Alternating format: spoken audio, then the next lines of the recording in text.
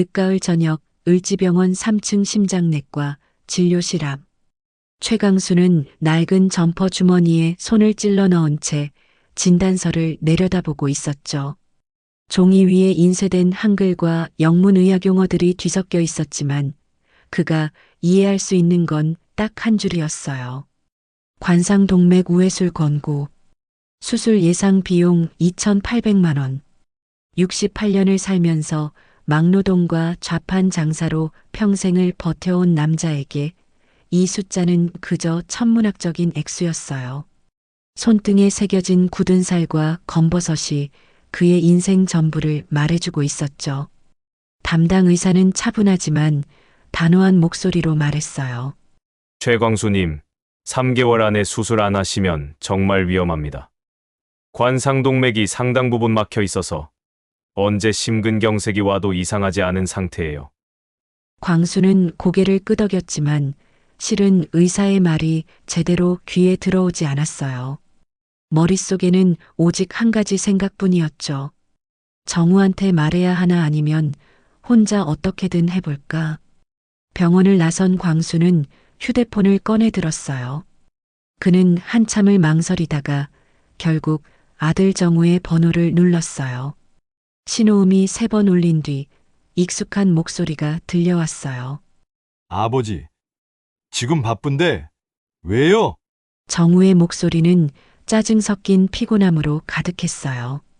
광수는 잠시 말문이 막혔다가 가능한 한 담담하게 말했죠. 병원에서 검사 결과가 나왔는데 심장이 안 좋대서 수술을 해야 한다는구나. 전화기 너머로 잠깐 침묵이 흘렀어요. 키보드 두드리는 소리가 희미하게 들렸죠. 정우는 일하면서 전화를 받고 있는 게 분명했어요. 수술이요? 얼마나 급한 건데요? 3개월 안에 해야 한대. 안 그러면 위험하다고 하더구나. 또다시 침묵. 이번엔 키보드 소리도 멈췄어요. 광수는 가슴이 두근거렸어요. 아들이 걱정 마세요, 아버지. 제가 알아볼게요라고 말해주길 바랐죠. 하지만 돌아온 건 한숨이었어요. 아버지 그래서 수술비는 얼마래요? 한 2,800만 원 정도 든댄다. 2,800만 원이요? 정우의 목소리가 높아졌어요. 그건 놀람이 아니라 부담감이었죠. 광수는 작게 대답했어요. 그래, 보험 빼고 실비로. 전화기 너머로 긴 한숨이 새어나왔어요. 정우는 잠시 뜸을 들이더니 조심스럽게 말을 이었죠. 아버지, 솔직히 말씀드리면 지금 당장은 저희도 여유가 없어요. 애들 학원비에, 대출 이자에, 처갓집 일도 있고 미안하지만 좀 시간을 주세요. 광수는 전화기를 꽉 쥐었어요. 손에 힘이 들어가 관절이 뚝뚝 소리를 냈죠. 그는 억지로 목소리를 부드럽게 만들어 말했어요. 그래, 알았다. 너도 사정이 있겠지. 괜찮아. 아버지, 정말 미안해요. 조금만 기다려주세요. 전화는 끊겼어요. 광수는 한참 동안 그 자리에 서서 휴대폰 화면만 바라보고 있었죠. 병원 입구를 오가는 사람들, 구급차 사이렌 소리, 저녁 찬바람 모든 게 너무나 선명하게 느껴졌지만 동시에 아무것도 실감이 나지 않았어요. 다음 날 저녁 광수는 동네 경로당 앞 평상에 앉아 있었어요. 옆에는 오랜 친구 박노인이 막걸리 한 사발을 앞에 놓고 있었죠. 박노인은 세상 물정에 밝은 사람이었어요. 그래서 아들놈이 뭐래? 광수는 대답 대신 막걸리를 한 모금 마셨어요. 시큼하면서도 텁텁한 맛이 목구멍을 타고 내려갔죠. 박노인은 혀를 찼어요. 츠쯔. 역시 그랬구만. 요즘 자식놈들 다 그래. 겉으론 여자 소리 듣고 싶어 하면서 정작 돈 나갈 일 생기면 뒷걸음질이지. 사정이 있겠지. 광수는 아들을 변호했지만 목소리에는 힘이 없었어요. 박노인은 그런 친구의 어깨를 툭 쳤죠. 광수야, 너는 착해도 너무 착해. 자식한테 평생 다 퍼주고 이제 네가 죽을 판인데도 이해해주고 그러다 진짜 죽으면 어쩌게? 광수는 아무 말도 하지 못했어요. 그저 낡은 손으로 막걸리 사발을 어루만질 뿐이었죠. 가로등 불빛 아래 그의 그림자는 유난히 길고 외로워 보였어요. 머릿속에서는 아들의 목소리가 맴돌았죠. 지금 당장은 저희도 여유가 없어요. 그 말이 마치 날카로운 유리 조각처럼 가슴 한편을 찌르고 있었어요. 그날 밤 광수는 잠을 이루지 못했어요. 천장을 바라보며 평생을 돌이켜봤죠. 정우가 어렸을 때 학비를 벌기 위해 새벽 4시에 일어나 막노동판에 나갔던 일, 대학 등록금을 마련하려고 친구들한테 머리 숙여 돈을 빌렸던 일, 정우가 결혼할 때 전세금을 마련해 주려고 평생 모은 돈을 털어줬던 일, 그 모든 기억이 주마등처럼 스쳐 지나갔어요. 그리고 마지막으로 떠오른 건 오늘 전화에서 들은 아들의 차갑고 사무적인 목소리였죠. 광수는 천천히 눈을 감았어요. 가슴 깊은 곳에서 무언가가 천천히 변해가고 있었어요. 아직 정확히 무엇인지는 몰랐지만 분명한 건 하나 있었죠. 이대로는 안 되겠구나. 수술 상담을 받은 지 일주일이 지났어요. 광수는 여전히 아들에게서 아무런 연락도 받지 못하고 있었죠. 전화 한 통, 문자 한 줄 없었어요. 처음 며칠은 바쁘겠지, 알아보고 있겠지 하며 기다렸지만 이제는 기대조차 하지 않게 됐어요. 목요일 오후 광수는 동네 슈퍼에서 나오다가 익숙한 차를 발견했어요. 아들 정우의 차였죠. 광수의 가슴이 철렁했어요. 혹시 날 찾아온 건가 하는 기대감이 스쳤죠. 하지만 차는 광수의 집이 있는 골목이 아니라 반대편 큰 길 쪽으로 서 있었어요. 광수는 무심코 그쪽으로 걸어갔죠. 가까이 다가가자 차 옆에 서 있는 정우의 모습이 보였어요. 그는 누군가와 이야기를 나누고 있었어요. 광수는 본능적으로 슈퍼 입구 기둥 뒤로 몸을 숨겼어요. 왜 그랬는지 스스로도 알 수 없었지만 뭔가 보면 안 될 걸 보게 될 것 같은 예감이 들었죠. 정우 앞에는 50대 중반쯤 돼 보이는 여자가 서 있었어요. 단정한 옷차림에 파마머리, 손에는 명품 핸드백. 광수는 그 여자를 알고 있었어요. 며느리 지영의 어머니, 즉 자신의 사돈이었죠. 정우야, 정말 고맙다. 네가 아니었으면 우린 어쩔 뻔했니? 사돈의 목소리는 감격에 차 있었어요. 정우는 겸연쩍게 웃으며 손을 저었죠. 에이, 장모님, 가족인데 당연한 거죠. 처남 사업 자금 급하다는데 이럴 때 제가 도와드려야죠. 광수는 숨을 죽였어요. 심장이 이상하게 뛰기 시작했죠. 병 때문인지 아니면 다른 이유 때문인지 알 수 없었어요. 사돈은 핸드백에서 서류 봉투를 하나 꺼냈어요. 정우에게 건네며 말했죠. 여기 차용증이야. 3,500만 원. 꼭 갚을게. 이자도 제대로 쳐서. 광수의 두 눈이 커졌어요. 귀를 의심했죠. 3,500만 원. 그 돈이면 자기 수술비를 내고도 남는 금액이었어요. 정우는 서류를 받아들며 여유롭게 웃었어요. 장모님, 이자는 무슨요? 그냥 천천히 편하실 때 갚으세요. 저희가 남인가요? 아이고, 우리 사위. 내가 복이 많아서 이런 사위를 만났나 봐. 사돈은 정우의 손을 꽉 잡았어요. 정우는 환하게 웃으며 고개를 숙였죠. 그 모습은 흡사 효자 중의 효자, 모범 사위 같았어요. 저야말로 장모님 같은 분을 만나서 영광이죠. 걱정 마세요. 제가 있잖아요. 광수는 기둥에 기댄 채 그 장면을 지켜봤어요.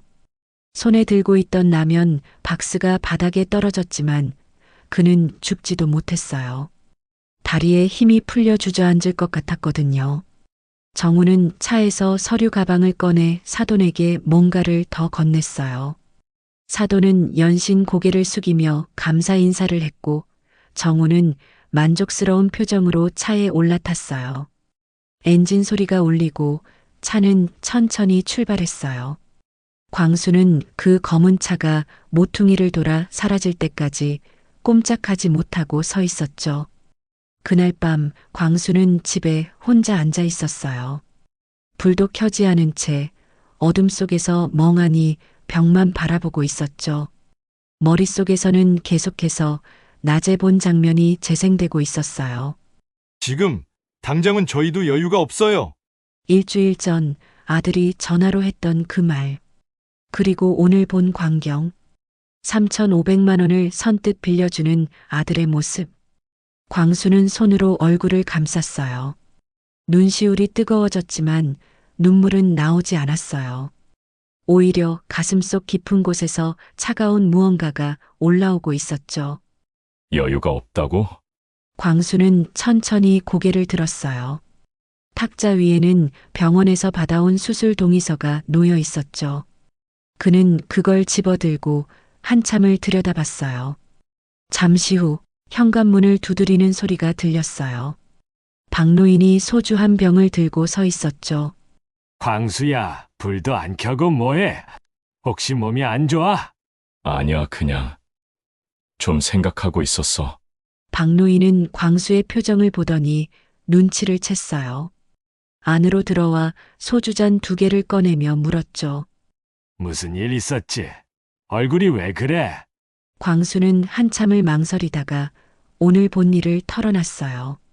아들이 처갓집에 3,500만 원을 빌려준 것. 자기한테는 여유 없다고 해놓고는 처갓 쪽에는 선뜻 거금을 내준 것. 박노인은 소주잔을 탁 내려놨어요. 욕이 튀어나왔지만 광수는 말리지 않았어요. 오히려 박노인의 분노가 자신의 마음을 대변해주는 것 같았죠. 광수야, 이거 그냥 넘어갈 일이 아니다.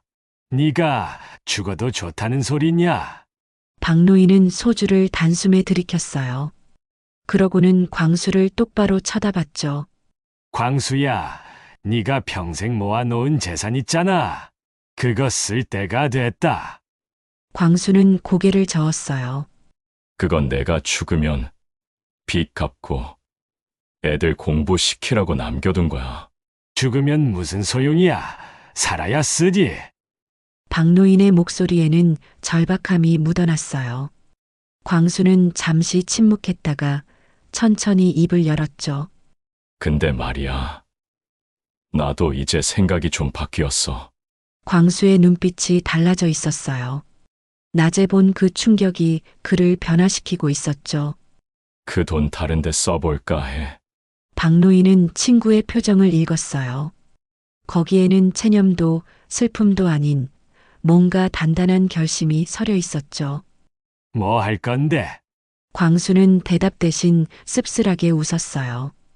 그 웃음 뒤에는 68년 인생에서 한 번도 느껴보지 못한 감정이 숨어 있었어요. 배신감. 다음 날 아침 광수는 은행 통장을 꺼냈어요. 먼지가 쌓인 낡은 통장. 그 안에는 평생 조금씩 모은 돈과 박노인이 도와준 돈이 들어 있었죠. 액수를 확인한 광수는 통장을 가슴에 품고 밖으로 나섰어요. 하늘은 맑았지만 그의 마음속에는 먹구름이 가득했죠. 아니, 어쩌면 그건 먹구름이 아니라 폭풍이 오기 전에 고요함이었을지도 몰라요. 광수는 걸으며 중얼거렸어요. 정우야, 네가 먼저 선을 넘었다. 광수는 은행 창구 앞에 앉아 있었어요. 손에 든 통장은 20년도 넘은 것으로 표지가 너덜너덜하고 모서리는 해져 있었죠. 창구 직원은 통장을 받아들고 컴퓨터를 두드렸어요. 얼마나 있나 확인 좀. 직원은 화면을 보더니 눈을 동그랗게 떴어요. 고객님, 현재 잔액이 6,730만 원입니다. 광수는 고개를 끄덕였어요. 예상했던 금액이었죠. 평생 막노동과 좌판 장사를 하며 10원, 100원 모았던 돈. 폐지 주워 판 돈, 술 끊고 담배 끊으며 아낀 돈. 그리고 3년 전 박노인이 땅 팔아서 보태준 1,000만 원까지. 전액 출금할게요. 네, 전액이요? 그럼 통장 해지하시는 건가요? 아니, 통장은 그대로 두고 돈만 뺄 거예요. 직원은 잠시 망설이다가 조심스럽게 물었어요. 고객님, 혹시 보이스피싱이나 그런 거 아니시죠? 큰 금액이라서요. 광수는 피식 웃었어요. 걱정 마요. 내 돈 내가 쓰는 거요. 은행을 나온 광수는 두툼한 봉투를 품에 안았어요. 6,730만 원. 이 돈이면 수술비 2,800만 원을 내고도 거의 4천만 원이 남았죠. 그는 천천히 걸으며 생각에 잠겼어요. 이 돈은 원래 내가 죽으면 쓰라고 남겨둔 거였는데 20년 전 광수는 이 통장을 만들면서 다짐했었어요. 자식에게 짐이 되지 않겠다고, 장례비 정도는 스스로 마련해 두겠다고, 그리고 혹시나 빚이 있으면 그걸로 갚으라고. 하지만 이제는 생각이 달라졌어요. 죽어서 쓸 돈이 아니라 살기 위해 쓸 돈이구나. 광수는 발걸음을 재촉했어요. 가야 할 곳이 있었죠. 광수가 도착한 곳은 동네에서 조금 떨어진 법률사무소였어요. 박노인이 소개해 준 곳이었죠. 변호사님, 계십니까? 안으로 들어서자 40대 중반쯤 돼 보이는 남자가 반겼어요. 안경을 쓴 단정한 인상의 변호사 김민수였어요. 어서 오세요. 박 어르신께 연락 받았습니다. 최광수님 맞으시죠? 그렇습니다. 김민수 변호사는 광수를 응접실로 안내했어요. 따뜻한 차를 내오며 부드럽게 물었죠. 박 어르신께 대략적인 이야기는 들었습니다만 직접 말씀해 주시겠어요? 어떤 도움이 필요하신지. 광수는 천천히 입을 열었어요. 자신의 병 이야기, 아들에게 수술비를 부탁했지만 거절당한 이야기, 그리고 일주일 뒤 목격한 장면까지 모든 걸 담담하게 털어놨죠. 김민수 변호사는 메모를 하며 듣다가 고개를 끄덕였어요. 정리하자면 아드님이 아버님 수술비는 없다고 하면서 처가 쪽에는 3,500만 원을 빌려줬다는 거군요. 그렇습니다. 그래서 지금 어떻게 하고 싶으신 겁니까?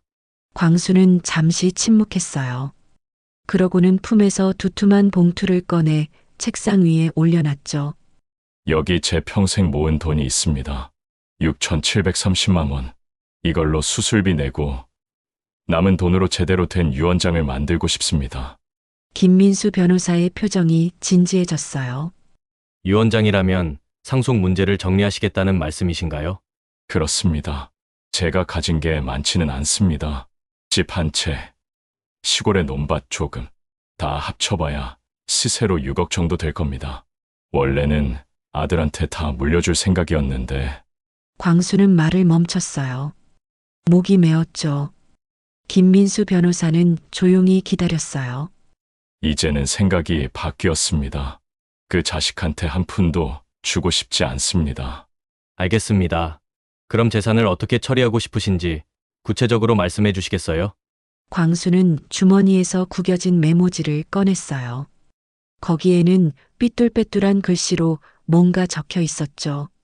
집과 땅은 팔아서 반은 동네 복지관에 기부하고 싶습니다.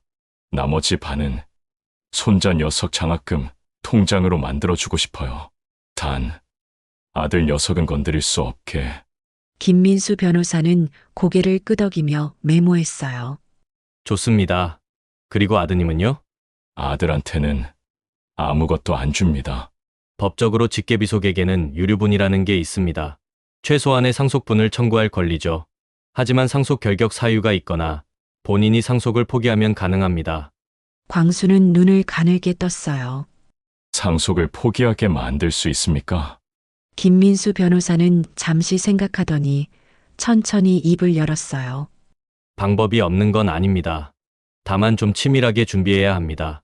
아드님이 자발적으로 상속 포기 각서에 서명하도록 유도하는 거죠. 어떻게요? 예를 들면 생전 증여를 가장하는 겁니다. 아버님이 살아계실 때 재산을 미리 준다고 하면서 실제로는 상속 포기 각서를 서명하게 만드는 거죠. 법률 용어가 섞여 있으면 일반인은 잘 모릅니다. 광수의 눈이 반짝였어요. 다만 속이는 거니까 나중에 문제가 될 수도 있습니다. 하지만 각서에 본인이 자필로 서명하고 도장을 찍으면 법적 효력이 있습니다. 광수는 천천히 고개를 끄덕였어요. 김민수 변호사는 서류 몇 장을 꺼내며 말했죠. 그럼 이렇게 하시죠. 우선 정식 유언장부터 작성하겠습니다. 공증까지 받아서 법적 효력을 확실히 하고요. 그 다음에 아드님을 위한 미끼 서류를 준비하겠습니다. 미끼 서류. 겉으로 보기엔 생전 증여 계약서 같지만 실제로는 상속권 포기 각서입니다. 아드님이 욕심에 눈이 멀면 바로 서명할 겁니다. 광수는 씁쓸한 미소를 지었어요. 변호사님, 이거 혹시 나쁜 짓 아닙니까? 김민수 변호사는 고개를 저었어요. 나쁜 건 따로 있습니다. 아버지가 죽어가는데 수술비도 안 내주면서 처가 쪽엔 수천만 원 퍼주는 자식. 그게 더 나쁜 거죠. 광수는 긴 한숨을 내쉬었어요. 그리고 천천히 고개를 끄덕였죠. 그럼 부탁드립니다. 법률사무소를 나온 광수는 하늘을 올려다봤어요. 구름 한 점 없이 맑은 하늘이었지만 그의 마음은 복잡했죠. 이게 맞는 건가? 잠시 망설임이 왔지만 곧 고개를 저었어요. 일주일 전 목격한 그 장면이 다시 떠올랐죠. 환하게 웃으며 처가에 돈을 건네던 아들의 모습. 그리고 자기한테 했던 차가운 말. 지금 당장은 여유가 없어요. 광수는 주먹을 꽉 쥐었어요. 네가 먼저 날 버린 거다. 정우야, 그는 다시 걷기 시작했어요. 이번엔 병원을 향해서 수술 날짜를 잡아야 했으니까요. 주머니 속에서는 김민수 변호사가 건넨 명함이 손에 잡혔어요. 광수는 명함을 꼭 쥐었어요. 68년을 살면서 단 한 번도 누군가를 미워해 본 적 없던 남자. 평생 착하게만 살았던 남자. 그 남자가 지금 처음으로 복수를 준비하고 있었어요. 그리고 이상하게도 가슴 한편이 시원했어요. 광수는 병원 진료실에서 나왔어요. 손에는 수술 예약 확인서가 들려 있었죠. 수술 날짜는 3주 뒤. 그 전까지 해야 할 일들이 산더미처럼 쌓여 있었어요. 복도 벤치에 앉아 휴대폰을 꺼낸 광수는 한참을 망설였어요. 그러다 결국 아들 정우에게 전화를 걸었어요. 신호음이 길게 울리더니 아버지, 왜요? 여전히 차갑고 무뚝뚝한 목소리였어요. 광수는 일부러 힘없는 목소리를 냈죠. 정우야, 나 오늘 병원 다녀왔다. 의사가 그러는데 수술 안 하면 3개월 못 버틴댄다. 전화기 너머로 잠깐 침묵이 흘렀어요. 키보드 소리가 들렸죠. 정우는 여전히 일하면서 전화를 받고 있었어요. 그럼 수술하시면 되잖아요. 그런데 수술비가 아버지, 그거 저번에도 말씀드렸잖아요. 지금 저희도 여유가 없다고. 광수는 입술을 깨물었어요. 3,500만 원을 처가에 빌려준 걸 알면서도 모르는 척해야 했죠. 그는 연기를 계속했어요. 그래, 알아. 너도 힘들겠지. 그냥 수술 안 받을까 보다. 네, 처음으로 정우의 목소리에 변화가 생겼어요. 놀람이었는지 아니면 다른 감정이었는지 알 수 없었죠. 어차피 나도 이제 늙었고 니들한테 짐만 될 거 아니니 그냥 편하게 가는 것도 방법이지. 아버지, 무슨 소리예요? 그게 무슨... 정우는 말을 이었지만 목소리엔 진심 어린 걱정이 느껴지지 않았어요. 오히려 형식적인 반응에 가까웠죠. 괜찮아. 나도 충분히 살았어. 너는 네 식구들 챙기고 네 인생 잘 살 거라.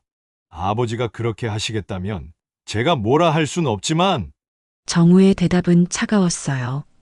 심지어 안도하는 기색마저 느껴졌죠. 광수는 전화를 끊으며 씁쓸하게 웃었어요. 역시 내가 짐이 없어지는 게 좋은 거구나. 그날 저녁 광수는 박노인과 함께 경로당 뒤편 평상에 앉아 있었어요. 막걸리 한 주전자가 그들 사이에 놓여 있었죠. 그래서 아들놈이 뭐래? 수술 안 받겠다니까. 뭐라 말리는 척은 하더니만 속으론 좋아하는 게 보이더라고. 박노인은 혀를 찼어요. 인간 같지도 않은 놈. 근데 넌 진짜 괜찮냐? 수술 안 받는 척하는 거 말이야? 3주 뒤에 수술할 거야. 정우한테는 수술 끝나고 한참 뒤에 알려줄 거고. 박노인은 친구의 얼굴을 찬찬히 들여다봤어요. 거기엔 지난 68년간 한 번도 보지 못한 표정이 있었죠. 단단한 결심, 그리고 차가운 분노. 일주일이 지났어요. 광수는 일부러 아들에게 연락하지 않았죠. 정우 역시 먼저 전화하지 않았어요. 마치 서로가 서로를 잊어버리기로 한 것처럼. 그러던 어느 날 광수는 동네 슈퍼 앞에서 며느리 지영과 마주쳤어요. 지영은 장을 보고 나오는 길이었죠. 아버님, 지영은 놀란 듯 광수를 쳐다봤어요. 광수는 일부러 얼굴을 더 어둡게 만들며 인사했죠. 오, 지영이구나. 아버님, 얼굴이 왜 이렇게 안 좋으세요? 어디 편찮으세요? 아니야, 괜찮다. 지영은 장바구니를 들고 광수 곁으로 다가왔어요. 그녀의 눈빛엔 걱정보다는 경계심이 더 많아 보였죠. 아버님, 정우 씨한테 들었어요. 수술 안 받으신다고요?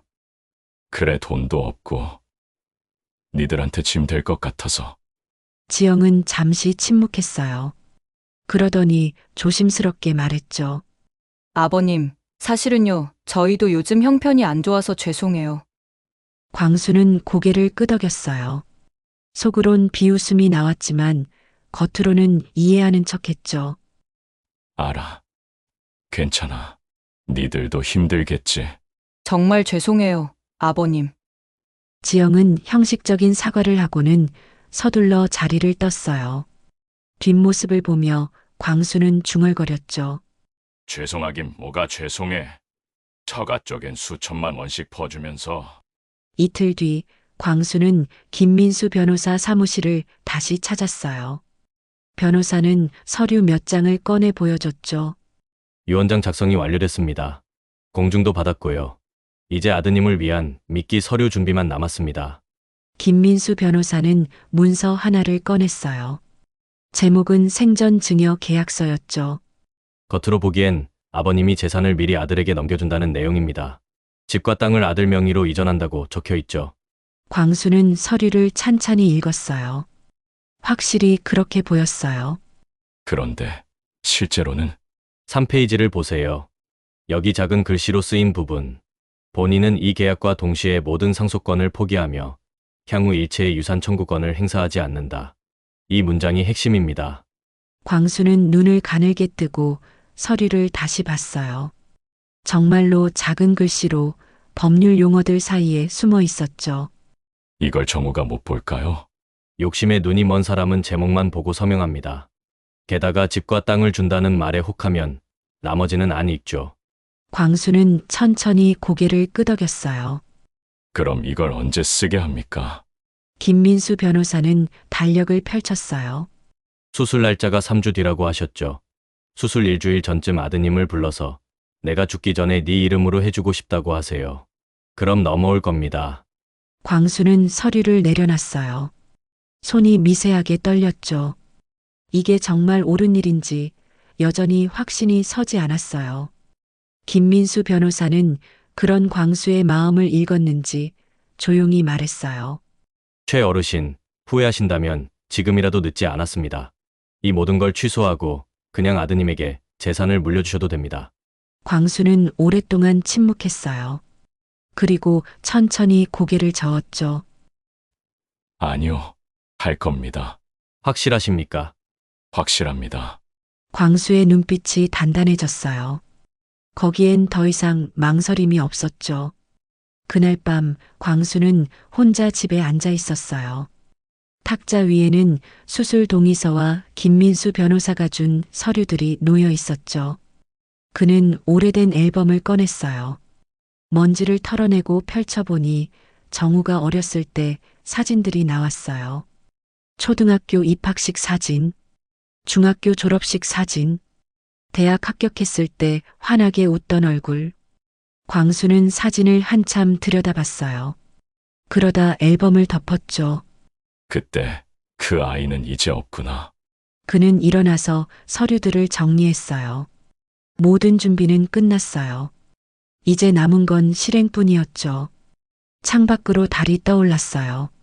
차갑고 밝은 달빛이 방 안을 비췄죠.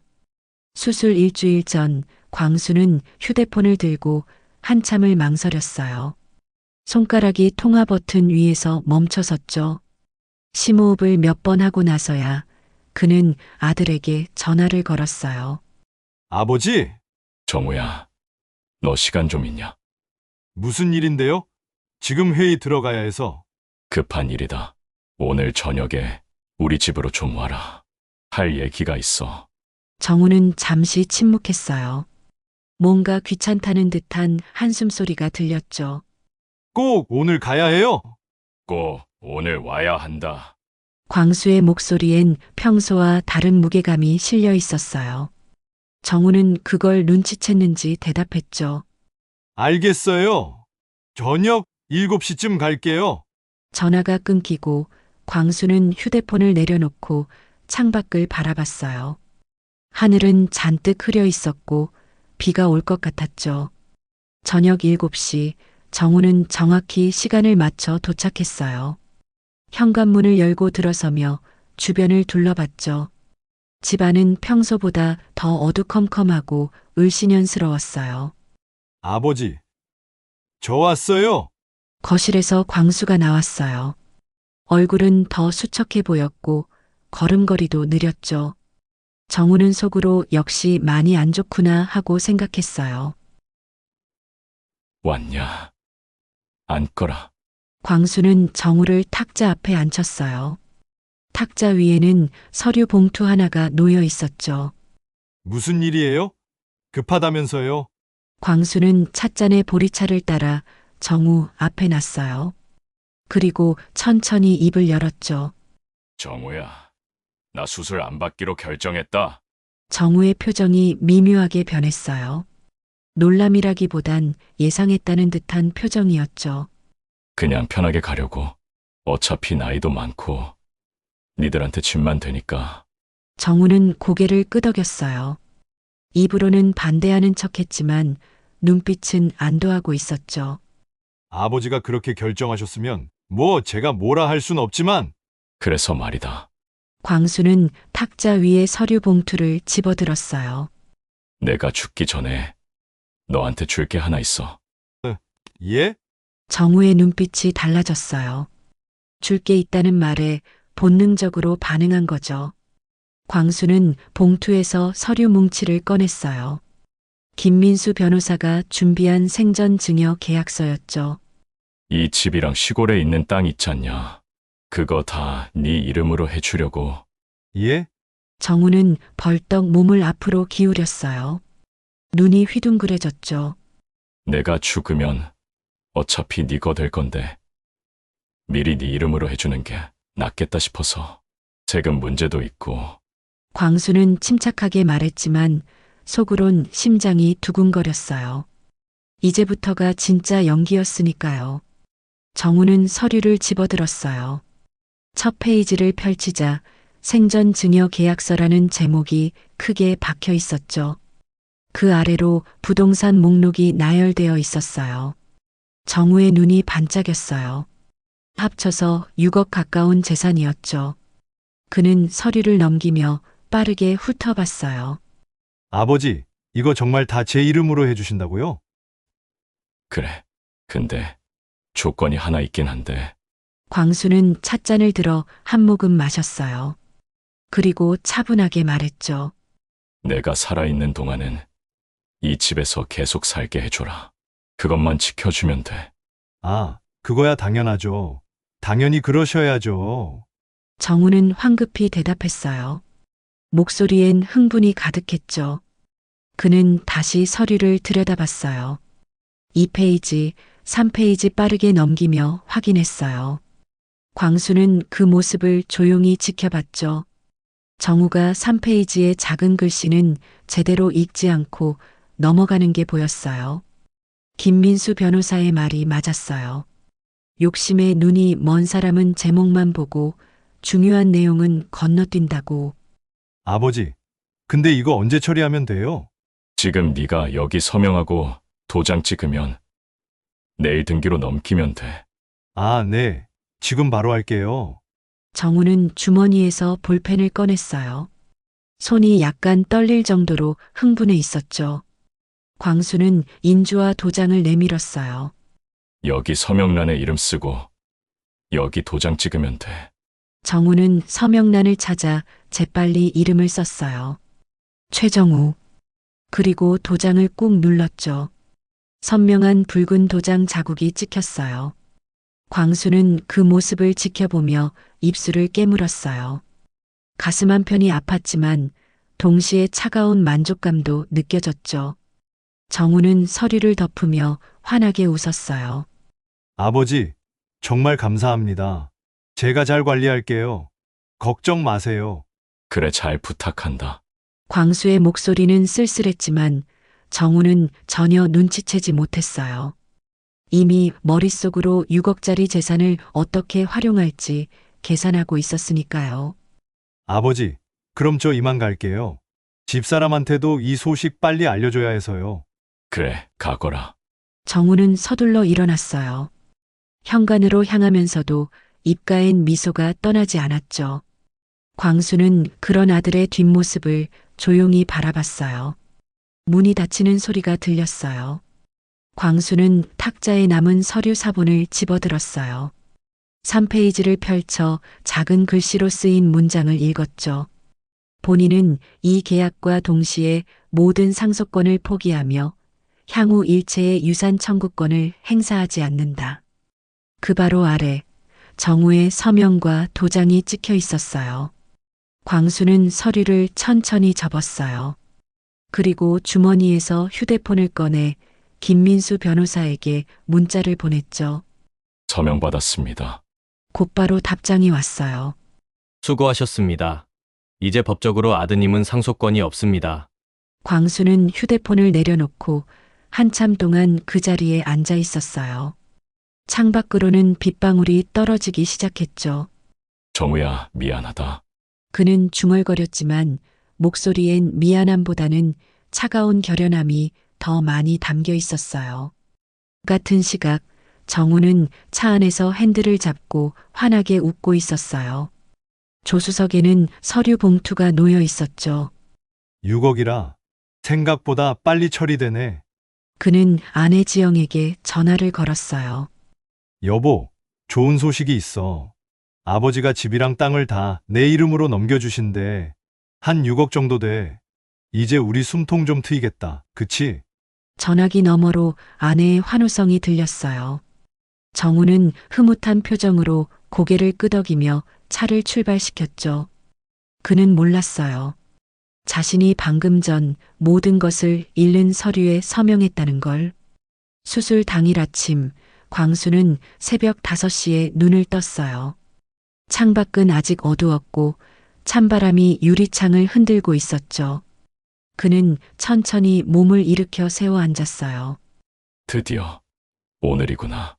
침대 옆 탁자에는 병원 가방이 준비되어 있었어요. 그 옆에는 김민수 변호사가 건넨 서류 봉투도 놓여 있었죠. 광수는 그것들을 한참 바라보다가 천천히 옷을 입기 시작했어요. 6시 정각, 집으로 박노인이 찾아왔어요. 광수야, 나야. 준비됐냐? 광수는 문을 열었어요. 박노인은 차 열쇠를 손에 들고 서 있었죠. 둘은 말없이 차에 올랐어요. 새벽 거리는 고요했고 가로등 불빛만이 도로를 비추고 있었죠. 박노인이 조심스럽게 물었어요. 정우한테는 연락 안 했지? 안 했어. 끝까지 모르게 할 거야. 수술 잘 될 거다. 걱정 마. 광수는 고개를 끄덕였지만 긴장감이 느껴졌어요. 그의 손은 무릎 위에서 가만히 떨리고 있었죠. 을지병원 수술실 앞, 광수는 수술복으로 갈아입고 침대에 누워 있었어요. 간호사가 링거를 꽂으며 부드럽게 말했죠. 최광수님, 곧 들어가실 거예요. 긴장하지 마시고 편안하게 계세요. 광수는 천장을 바라봤어요. 형광등 불빛이 눈부셨죠. 문득 아들 얼굴이 떠올랐어요. 어렸을 때 자전거 타는 법을 가르쳐 주던 그날. 대학 합격증을 들고 환하게 웃던 그 모습. 언제부터 변한 걸까? 마취과 의사가 다가왔어요. 최광수님, 이제 마취 들어갑니다. 천천히 숫자 세세요. 19, 8. 광수의 의식이 천천히 흐려졌어요. 마지막으로 떠오른 건 정우가 서류에 도장을 찍던 그 순간이었죠. 수술은 5시간이 걸렸어요. 박노인은 수술실 밖 복도 의자에 앉아 내내 기다렸죠. 시계를 몇 번이나 확인했는지 모를 정도였어요. 오후 2시 수술실 문이 열렸어요. 집도이가 마스크를 벗으며 나왔죠. 보호자 분이세요. 네, 수술 어떻게 됐습니까? 성공적으로 끝났습니다. 관상동맥 3개를 우회했고 상태도 안정적입니다. 회복실로 옮길 예정이니 조금만 기다려 주세요. 박노인은 안도의 한숨을 내쉬었어요. 감사합니다, 선생님. 정말 감사합니다. 사흘이 지났어요. 광수는 중환자실에서 일반 병실로 옮겨졌죠. 상태는 빠르게 회복되고 있었어요. 박노인이 과일을 깎아주며 말했죠. 광수야, 안색이 많이 좋아졌다. 이제 진짜 살 것 같네. 고맙다. 근데 정우한테는 언제 알려줄 거냐? 광수는 창밖을 바라봤어요. 가을 햇살이 따스했죠. 퇴원하고 일주일 뒤쯤, 그때쯤이면 내가 완전히 회복될 테니까. 그 녀석 표정이 어떨까? 수술 후 10일째 되는 날, 광수는 퇴원했어요. 의사는 재활치료 일정을 잡아주며 당부했죠. 최광수님, 정말 잘 회복하셨어요. 하지만 무리하시면 안 됩니다. 1달 정도는 절대 안정이 필요해요. 알겠습니다, 선생님. 광수는 박노인의 집으로 거처를 옮겼어요. 그곳에서 조용히 몸을 추스르며 시간을 보냈죠. 그리고 마침내 정우에게 연락할 날이 왔어요. 어느 목요일 오후 광수는 휴대폰을 들고 한참을 망설였어요. 박노인이 옆에서 물었죠. 드디어 이제 전화할 거냐? 응, 이제 때가 됐어. 광수는 심호흡을 하고 정우에게 전화를 걸었어요. 신호음이 2번 울린 뒤 아들의 목소리가 들렸죠. 아버지, 목소리엔 놀라움이 섞여 있었어요. 1달 가까이 연락이 없었으니까요. 정우야, 나다. 아버지, 어디 계세요? 연락이 없으셔서 걱정했잖아요. 거짓말이었어요. 정우는 1달 동안 한 번도 아버지에게 전화하지 않았거든요. 광수는 쓴웃음을 지으며 말했죠. 내일 오후에 우리 집으로 와라. 할 얘기가 있다. 무슨 일인데요? 와보면 알아. 아버지, 지금 어디 계신 거예요? 목소리가 이상한데. 내일 보자. 광수는 전화를 끊었어요. 정우는 핸드폰을 들고 미간을 찌푸렸죠. 뭔가 이상한 예감이 들었지만 정확히 뭔지 알 수 없었어요. 다음 날 정우는 아버지 집 앞에 도착했어요. 현관문 앞에는 낯선 승용차 한 대가 서 있었죠. 누가 왔나? 정우는 초인종을 눌렀어요. 잠시 후 문이 열렸죠. 그런데 문을 연 건 아버지가 아니었어요. 말끔한 정장 차림의 중년 남자였죠. 최정우 씨 맞으시죠? 들어오세요. 누구세요? 김민수 변호사입니다. 아버님께서 저를 부르셨어요. 정우는 불안감이 엄습했어요. 거실로 들어서자 광수가 소파에 앉아 있었어요. 1달 전보다 훨씬 건강해 보이는 얼굴이었죠. 오히려 생기가 돌아 있었어요. 아버지? 얼굴이 좋아 보이시는데요. 앉거라. 광수의 목소리는 차가웠어요. 정우는 긴장하며 소파에 앉았죠. 김민수 변호사는 서류 가방을 열어 몇 장의 문서를 꺼냈어요. 최정우 씨, 우선 말씀드릴 게 있습니다. 뭔데요? 김민수 변호사는 서류 하나를 내밀었어요. 병원 영수증이었죠. 아버님께서 3주 전에 심장 수술을 받으셨습니다. 성공적으로 끝나셨고 현재 건강하게 회복 중이십니다. 정우의 얼굴이 하얗게 질렸어요. 예, 수술을요? 아버지, 수술 안 받는다고 하지 않으셨어요? 광수는 차갑게 웃었어요. 안 받는다고 했지. 너한테는 무슨 말씀이세요? 수술비는 내가 평생 모은 돈으로 냈다. 네 돈 한 푼 안 받고 정우는 혼란스러운 표정으로 아버지와 변호사를 번갈아 봤어요. 그럼 왜 저한테는, 왜 거짓말을? 거짓말. 광수가 몸을 앞으로 기울였어요. 눈빛이 날카로웠죠. 내가 거짓말한 게 아니라 네가 날 버린 거지. 수술비 없다면서 처가 쪽엔 3,500만 원을 선뜻 빌려주더구나. 정우의 얼굴이 굳어졌어요. 그건 사정이. 사정? 무슨 사정? 아버지 목숨보다 중요한 사정이 있었냐? 광수의 목소리가 높아졌어요. 68년 인생에서 처음으로 그는 아들에게 제대로 화를 내고 있었죠. 나는 네가 정말 돈이 없는 줄 알았다. 그래서 이해하려고 했어. 근데 너는 돈이 없는 게 아니라 날 위해 쓰기 싫었던 거야. 아버지, 입 닥쳐! 광수의 고함에 정우는 움찔했어요. 김민수 변호사는 조용히 다른 서류를 꺼냈죠. 최정우 씨, 한 달 전에 아버님과 계약서에 서명하셨죠? 네. 생전증여 계약서요. 집이랑 땅을 제 이름으로. 그게 생전 증여 계약서가 아니었습니다. 예? 김민수 변호사는 서류를 펼쳐 3페이지를 가리켰어요. 여기 보세요. 본인은 이 계약과 동시에 모든 상속권을 포기하며 향후 일체의 유산 청구권을 행사하지 않는다. 최정우 씨가 직접 서명하고 도장 찍으셨습니다. 정우는 서류를 낚아챘어요. 눈을 크게 뜨고 3페이지를 읽었죠. 작은 글씨로 빼곡하게 쓰인 법률 용어들 사이에 그 문장이 있었어요. 이게 뭐예요? 저는 이런 거 본 적 없어요. 보지 않으신 건 최정우 씨 책임입니다. 계약서는 꼼꼼히 읽고 서명하셔야죠. 정우의 손이 떨렸어요. 서류가 바닥에 떨어졌죠. 아버지, 이게 무슨 짓이에요? 저를 속이신 거예요? 광수는 일어섰어요. 천천히 정우에게 다가갔죠. 속인 게 아니다. 네 본색을 확인한 거지. 본색이요? 그래. 너는 재산에 눈이 멀어서 제대로 읽지도 않고 서명했어. 아버지가 죽어가는지 마는지는 관심도 없으면서 재산 얘기가 나오니까 눈이 뒤집혔잖아. 정우는 고개를 저었어요. 아니에요. 아버지, 오해예요. 저는 그냥. 광수가 비웃었어요. 오해. 오해가 아니야. 너는 내가 수술 안 받는다고 하니까 속으로 편해했잖아. 짐 하나 없어지는 거니까. 그러면서 재산은 다 챙기려고 했고. 정우는 할 말을 잃었어요. 아버지의 말이 모두 사실이었으니까.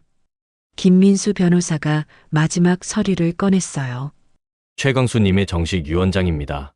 공증을 받아 법적 효력이 있습니다. 정우는 그 서류를 빼앗듯 받아들었어요. 손이 떨려 글자가 제대로 보이지도 않았지만 핵심 내용은 읽을 수 있었죠. 부동산 전체 매각 후 50%는 복지재단 기부, 나머지 50%는 손자 최영석 장학금 통장 개설, 관리인은 박노인, 최정우에게는 일체의 상속 없음. 서류가 손에서 미끄러졌어요.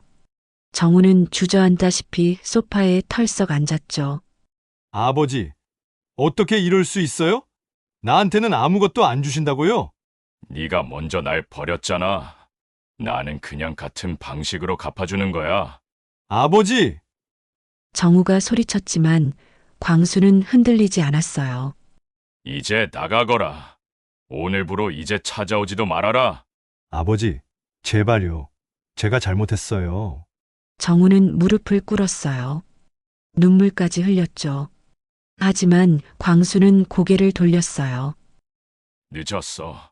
한 달 전에 네가 나한테 여유 없다고 했을 때 이미 끝난 거야. 김민수 변호사가 정우의 팔을 잡았어요. 최정우 씨, 일어나세요. 이제 가셔야 합니다. 정우는 발버둥 쳤지만 결국 현관 밖으로 밀려났어요. 문이 닫히는 순간 그는 주저앉아 울었죠. 안에서는 광수가 창문 너머로 아들의 모습을 내려다보고 있었어요. 가슴 한편이 아팠지만 후회는 없었어요. 잘 가거라. 정우야. 정우는 현관문 앞에 주저앉아 한참을 울었어요. 가을 햇살이 따사로웠지만 그의 등은 차갑게 식어가고 있었죠. 10분쯤 지났을까 그는 떨리는 손으로 휴대폰을 꺼내 아내 지영에게 전화를 걸었어요. 여보, 왜? 아버님 만나고 오는 거 아니었어? 여보, 큰일 났어. 응. 무슨 일인데 그래? 목소리가 왜 그래? 정우는 떨리는 목소리로 모든 걸 털어놨어요. 아버지가 수술을 몰래 받은 것. 한 달 전 서명한 서류가 생전 증여가 아니라 상속 포기 각서였던 것. 그리고 유언장에 자기 이름은 한 글자도 없다는 것. 지영의 목소리가 차갑게 식어갔어요. 뭐, 6억이 다 날아갔다고? 미안해. 내가 제대로 확인을 안 했어. 지영의 비명 같은 목소리가 터져 나왔어요. 당신 미쳤어? 그 돈으로 우리 대출 다 갚고 애들 학비도 해결하고 차도 바꾸기로 계획했었잖아. 미안해, 여보. 내가 잘못했어. 당신 아버지도 참 지독하시네. 아들한테 어쩜 이럴 수가 있어? 정우는 항변하려다가 입을 다물었어요. 지영의 말이 틀린 건 아니었지만 동시에 자기 잘못이 더 크다는 걸 알고 있었으니까. 일단 집에 와. 변호사 선임해서라도 그 유언장 무효화시킬 방법 찾아야지. 전화가 끊겼어요. 정우는 휴대폰을 내려놓고 하늘을 올려다봤어요. 파란 하늘이 너무나 잔인하게 맑았죠. 그는 비틀거리며 일어나 차로 향했어요. 뒤돌아보니 아버지 집 창문 너머로 누군가가 자신을 내려다보고 있었어요. 광수였죠. 정우는 그 시선을 견딜 수 없어서 재빨리 고개를 돌리고 차에 올랐어요. 정우가 떠나고 광수는 소파에 털썩 주저앉았어요. 김민수 변호사가 물 한 잔을 건네며 조심스럽게 물었죠. 괜찮으세요? 괜찮습니다. 광수의 목소리는 떨리고 있었어요. 손도 미세하게 흔들렸죠. 아무리 각오를 했어도 막상 아들의 무너지는 모습을 보니 가슴 한편이 찢어지는 것 같았어요. 많이 힘드시죠? 하지만 잘하셨습니다. 최정우 씨는 아버님을 버렸어요. 그 대가를 치르는 겁니다. 광수는 고개를 끄덕였지만 눈가가 붉어졌어요. 변호사님. 내가 너무 잔인한 짓을 한 건 아닐까요? 아닙니다. 최 어르신, 잔인한 건 따로 있습니다. 아버지가 죽어가는데 수술비도 안 내주면서 처가 쪽에는 수천만 원을 퍼주는 것. 그게 진짜 잔인한 거예요. 김민수 변호사는 서류들을 정리하며 말을 이었죠. 이제 최정우 씨가 법적으로 대응할 수도 있습니다. 하지만 상속 포기 각서는 본인이 자필 서명하고 도장 찍었기 때문에 뒤집기 어렵습니다. 만약에 정우가 소송을 걸면요. 유류분 반환 청구를 할 수는 있습니다. 하지만 그것도 이미 차단해뒀습니다. 상속 포기 각서에 일체의 유산 청구권을 행사하지 않는다는 조항이 명시돼 있거든요. 광수는 긴 한숨을 내쉬었어요. 그럼 정우는 정말 한 푼도 못 받는 겁니까? 네, 법적으로 그렇습니다. 광수는 창밖을 바라봤어요. 정우의 차는 이미 사라지고 없었죠. 그날 저녁 정우는 집에 도착했어요. 거실에는 지영이 팔짱을 낀 채 소파에 앉아 있었죠. 정우는 가방을 내려놓고 지영 앞에 섰어요. 지영은 차가운 눈빛으로 남편을 쳐다봤죠. 변호사한테 연락해봤어. 상속 포기 각서 무효화시킬 수 있는지. 그래서? 힘들대. 당신이 직접 서명하고 도장 찍었으니까. 속았다고 주장해도 계약서를 제대로 안 읽은 당신 책임이래. 정우는 소파에 무너지듯 앉았어요. 그럼 정말 끝난 거야? 끝났지. 6억이 날아간 거야. 당신 멍청함 때문에. 지영의 목소리는 날카로웠어요. 정우는 고개를 숙였죠. 미안해. 미안하다면 다야? 우리가 그 돈 믿고 얼마나 많은 계획을 세웠는데. 대출도 갚으려고 했고, 애들 유학도 보내려고 했고. 알아, 다 내 잘못이야. 정우의 목소리는 힘이 없었어요. 지영은 한참 남편을 노려보다가 냉정하게 말했죠. 당신 아버지한테 다시 가봐. 빌어. 무릎 꿇고 빌어서라도 유언장 바꾸게 해. 이미 무릎 꿇었어. 소용없었어. 그럼 또 가. 매일 가. 아버지 마음 돌릴 때까지. 지영의 목소리가 높아졌어요. 정우는 고개를 저었죠. 안 돼. 아버지 눈빛을 봤어. 끝이야. 진짜 끝이야. 지영은 긴 한숨을 내쉬며 일어섰어요. 그리고 차갑게 한마디 던졌죠. 당신, 진짜 실망이야. 우리 친정에는 3,500만 원을 선뜻 빌려주면서 당신 아버지는 이렇게 만들어 놓고. 그건 장모님이 급하시다고. 핑계 대지 마. 결국 당신은 우리 집안 눈치만 보고 산 거잖아. 당신 아버지는 안중에도 없었던 거고. 정우는 반박할 수 없었어요. 모두 사실이었으니까. 지영은 방으로 들어가며 문을 쾅 닫았어요.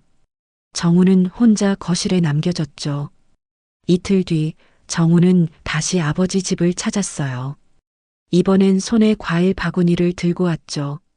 초인종을 눌렀지만 아무도 나오지 않았어요. 아버지, 저예요. 정우예요. 문을 두드렸지만 응답이 없었어요. 정우는 옆집 아주머니에게 물어봤죠. 혹시 우리 아버지 어디 가신 건지 아세요? 아, 최 어르신? 어제 집 정리하시고 어디 가시던데? 짐도 다 싸가지고. 예?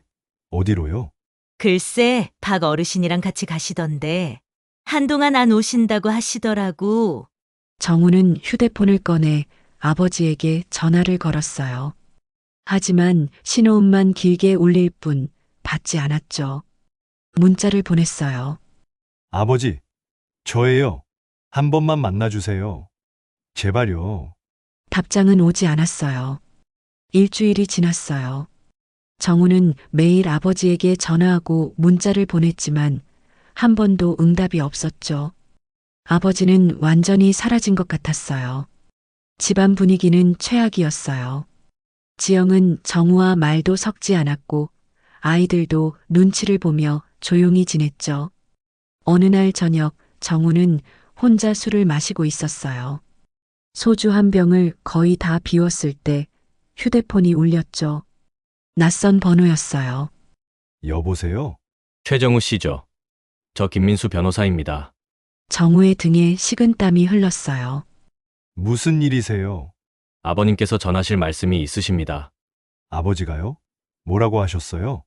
김민수 변호사의 목소리는 차갑고 사무적이었어요. 이제 연락하지 마라.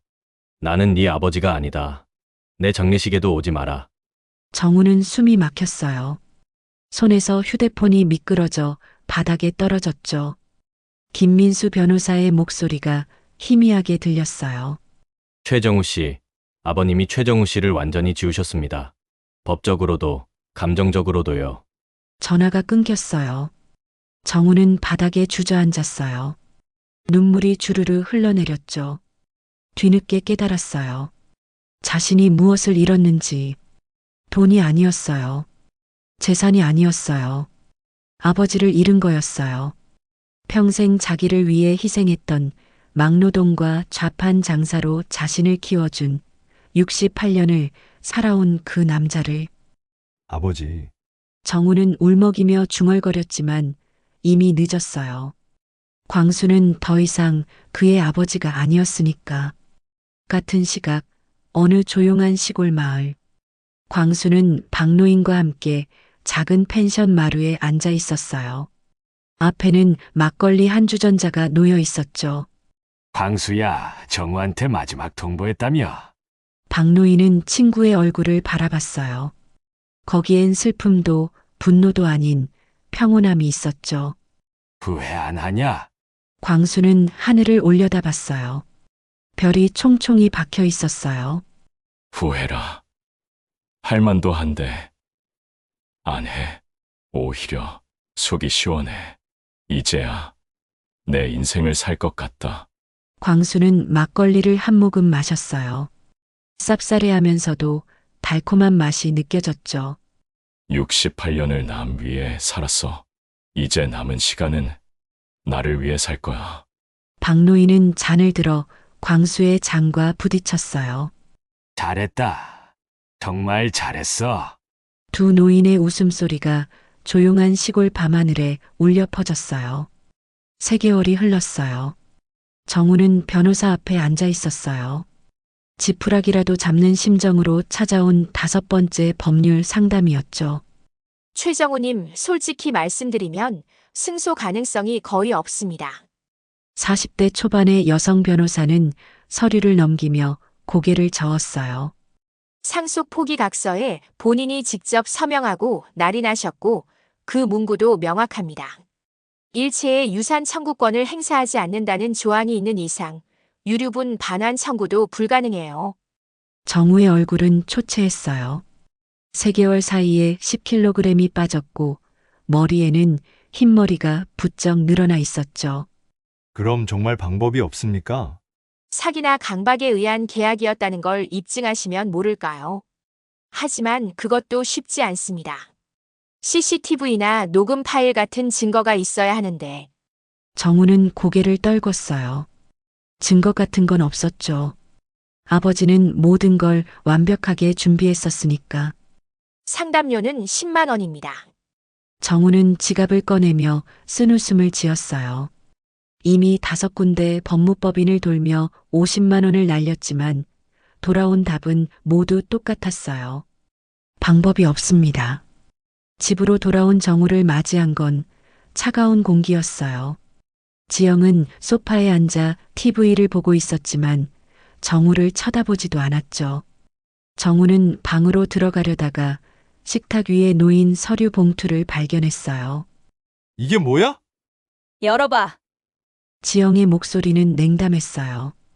정우는 봉투를 열었죠. 안에는 협의 이혼 신청서가 들어 있었어요. 정우의 손이 떨렸어요. 여보, 이게 나 더 이상 못 참겠어. 지영이 일어서며 정우를 똑바로 쳐다봤어요. 눈빛엔 더 이상 애정이 남아있지 않았죠. 당신 때문에 우리 인생 계획이 다 망가졌어. 6억이면 대출 다 갚고 애들 유학도 보내고 다 할 수 있었는데. 여보, 미안해. 내가 잘못했어. 다시 기회를 줘. 기회는 이미 줬어. 근데 당신은 계속 실망만 안겨줬잖아. 당신 아버지한테 빌어보라고 했을 때도 포기했고 변호사 알아보라고 했을 때도 제대로 못했고. 지영은 가방을 집어들었어요. 나 친정 갈 거야. 애들도 데려가고. 당신 혼자 생각 좀 해봐. 이혼할 건지 아니면 어떻게든 그 재산 찾아올 건지. 여보, 정우가 손을 뻗었지만 지영은 뿌리쳤어요. 손 떼. 이제 당신 꼴 보기도 싫어. 현관문이 쾅 닫혔어요. 정우는 텅 빈 집에 혼자 남겨졌죠. 손에는 이혼 신청서가 들려 있었고 눈에서는 눈물이 흘러내렸죠. 모든 게 무너지고 있었어요. 재산도 가족도 자존심도. 같은 시각 충청남도 어느 작은 마을. 광수는 마을 복지관 앞에 서 있었어요. 건물 입구에는 현수막이 걸려 있었죠. 최강수님 기부금으로 건립된 마을 복지관. 박노인이 옆에서 어깨를 두드렸어요. 광수야, 네 이름이 저렇게 크게 걸리니까 기분이 어때? 쑥스럽네. 이렇게까지 할 필요가 있나? 당연하지. 네가 3억을 기부했는데 이 마을 사람들이 얼마나 고마워하는데. 복지관 안에서는 노인들이 모여 웃으며 이야기를 나누고 있었어요. 아이들은 새로 만들어진 놀이방에서 뛰어놀고 있었죠. 광수는 그 모습을 바라보며 미소 지었어요. 내 돈이 이렇게 쓰이니까 기분이 좋네. 그렇지. 아들 녀석한테 줬으면 어디다 썼겠어? 쳐가지고 지들 빚이나 갚는 데 썼겠지. 광수는 고개를 끄덕였어요. 그리고 이건 장학금 통장이야. 3억이 들어가 있어. 관리인이 자네로 되어 있지. 응, 손주 녀석들이 대학 졸업할 때까지 정우가 손도 못 대. 박노인은 서류를 보며 고개를 끄덕였어요. 잘했어. 애들은 죄가 없잖아. 그 녀석들만큼은 제대로 키워야지. 일주일 뒤 광수는 서울로 올라왔어요. 목적지는 김민수 변호사 사무실이었죠. 최 어르신, 어서 오세요.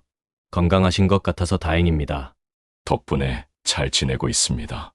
김민수 변호사는 파일 하나를 꺼냈어요. 보고 드릴 게 있어서 연락드렸습니다. 최정우 씨가 지난 석 달 동안 5군데 법무법인을 찾아다녔더군요. 유언장 무효화 시키려고 발버둥 쳤는데 다 실패했습니다. 모두 승소 가능성이 없다고 했대요. 광수는 아무 말 없이 고개를 끄덕였어요. 그리고 최정우 씨 부부가 이혼 협의 중이라고 합니다. 광수의 표정이 굳었어요. 김민수 변호사는 조심스럽게 말을 이었죠. 며느님 쪽에서 이혼 신청서를 냈다고 하더군요. 재산 문제로 갈등이 심했나 봅니다. 광수는 잠시 침묵했어요. 가슴 한편이 무거워졌죠. 그건 내 탓도 있겠네요. 아닙니다. 그건 최정우 씨가 평소에 어떻게 살았는지의 문제지 어르신 탓이 아닙니다. 광수는 창밖을 바라봤어요. 서울의 빌딩 숲이 회색빛으로 펼쳐져 있었죠. 그래도 손자 녀석들은 힘들겠구만. 그래서 어르신이 장학금 통장을 만들어 주신 거 아닙니까? 그 아이들은 괜찮을 겁니다. 그날 저녁 광수는 혼자 한강변을 걸었어요. 겨울이 다가오는 계절, 바람은 차갑지만 상쾌했죠. 휴대폰이 울렸어요. 모르는 번호였어요. 광수는 잠시 망설이다가 받았죠. 아버지, 정우의 목소리였어요. 광수의 발걸음이 멈췄죠. 광수는 대답하지 않았어요. 정우의 떨리는 목소리가 이어졌어요. 아버지, 저예요. 정우예요. 제발 한 번만 만나주세요. 아버지, 제가 정말 잘못했어요. 제발 용서해 주세요. 전화기 너머로 흐느끼는 소리가 들렸어요. 광수는 눈을 감았죠. 아버지, 제 인생이 다 무너지고 있어요. 와이프는 이혼하자고 하고, 애들도 저를 안 보려고 해요. 제발요. 광수는 한참을 침묵했어요. 그러다 천천히 입을 열었죠. 정우야, 네. 아버지, 네가 나한테 뭐라고 했는지 기억하냐? 지금 당장은 여유가 없어요. 그랬지. 정우는 울먹이며 대답했어요. 죄송해요. 아버지, 제가 미쳤었어요. 근데 처가 쪽에는 3,500만 원이 있더구나, 여유가. 정우야, 나는 정말 네가 돈이 없어서 그런 줄 알았다. 근데 아니더라고. 날 위한 돈만 없었던 거였어. 아버지, 정말 죄송합니다. 광수는 한숨을 쉬었어요. 이제 와서 용서를 구해도 소용없어. 나는 이미 너를 지웠다. 법적으로도 마음속에서도. 아버지! 그리고 말이다. 광수의 목소리가 차갑게 식었어요. 네 인생이 무너지는 건 네가 평소에 어떻게 살았는지의 문제지 누구의 탓도 아니다.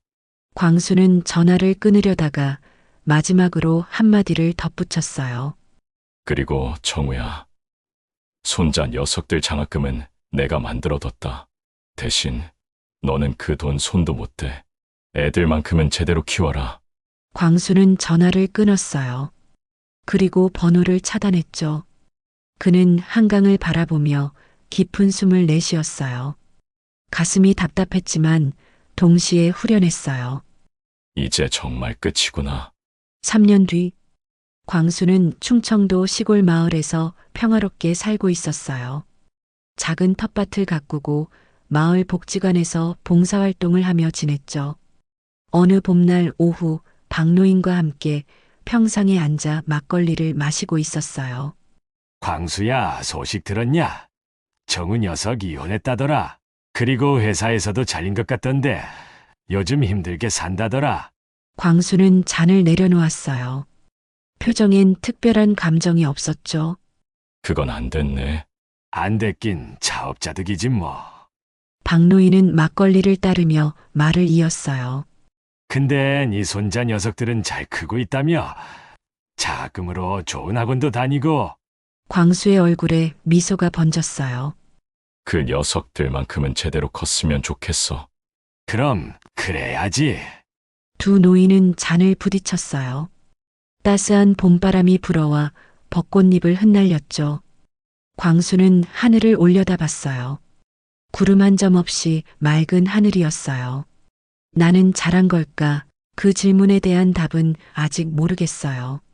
하지만 후회는 없었어요. 아들에게 재산을 물려주는 대신 세상에 선한 영향력을 남겼으니까. 복지관을 짓고 손자의 미래를 지켜줬으니까요. 박노인은 웃으며 막걸리를 더 따랐어요. 광수는 잔을 들어 한 모금 마셨어요. 쓴맛과 단맛이 섞인 인생 같은 맛이었죠. 그는 진짜 자유로워진 기분이었어요. 아들에게 복수한 게 아니었어요. 자기 자신을 되찾은 거였어요. 여러분, 오늘 이야기는 여기까지입니다. 최강수 할아버지의 통쾌한 복수 어떠셨나요? 때로는 가장 가까운 사람이 우리에게 가장 큰 상처를 주기도 합니다. 하지만 그 상처를 어떻게 치유하고 어떻게 극복하느냐는 우리의 선택이죠. 광수 할아버지는 아들에게 재산 대신 교훈을 남겼습니다. 그리고 진짜 가치 있는 곳에 자신의 돈을 썼죠. 여러분은 어떤 선택을 하시겠습니까? 오늘 이야기가 마음에 드셨다면 구독과 좋아요, 그리고 알림 설정 꼭 부탁드립니다. 여러분의 관심이 더 좋은 이야기를 만드는데 큰 힘이 됩니다.